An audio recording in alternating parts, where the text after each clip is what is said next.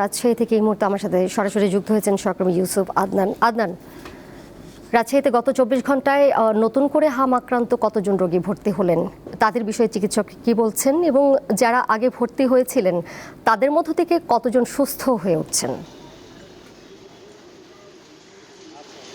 হ্যাঁ দোলা, Rajshahi medical college হাসপাতালে হামের উপসর্গ ও আক্রান্ত নিয়ে রোগী ভর্তির সংখ্যা দিন দিন বাড়ছে।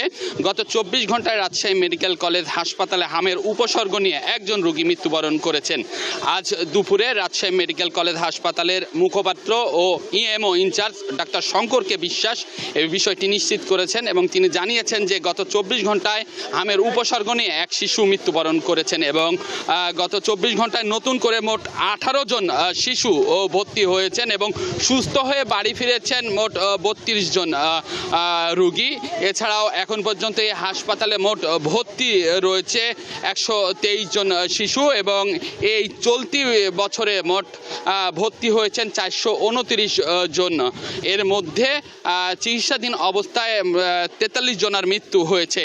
এই উত্তরবঙ্গের মধ্যে সবচেয়ে বড় এই হাসপাতাল রাজশাহী মেডিকেল কলেজ হাসপাতাল। এই হাসপাতালে রাজশাহী বিভাগের ছাড়াও খুলনা বিভাগের, কুষ্টিয়া ও মেহেরপুর জেলার এবং ঢাকা বিভাগের রাজবাড়ী ও ফরিদপুর জেলার রোগীরাও এখানে চিকিৎসা নিচ্ছেন।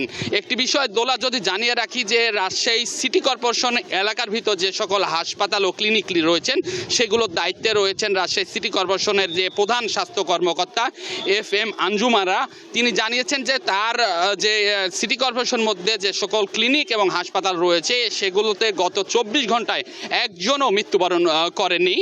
আর রাজশাহী সিভিল সার্জনের সাথেও আমি কিছুক্ষণ আগে কথা বলেছি, তিনি জানিয়েছেন যে রাজশাহী জেলার যে ৯টি উপজেলা রয়েছে, 9টি উপজেলা স্বাস্থ্য কমপ্লেক্স এবং কমিউনিটি ক্লিনিকগুলো রয়েছে সেগুলোতেও গত ২৪ ঘন্টায় একজনেরও মৃত্যু হয়নি। তবে এখন পর্যন্ত রাজশাহী জেলার ৯টি উপজেলায় মোট ৯২ জন উপসর্গ নিয়ে ভর্তি হয়েছিলেন। এদের মধ্যে ১৮ জন আসলে শনাক্ত হয়েছেন।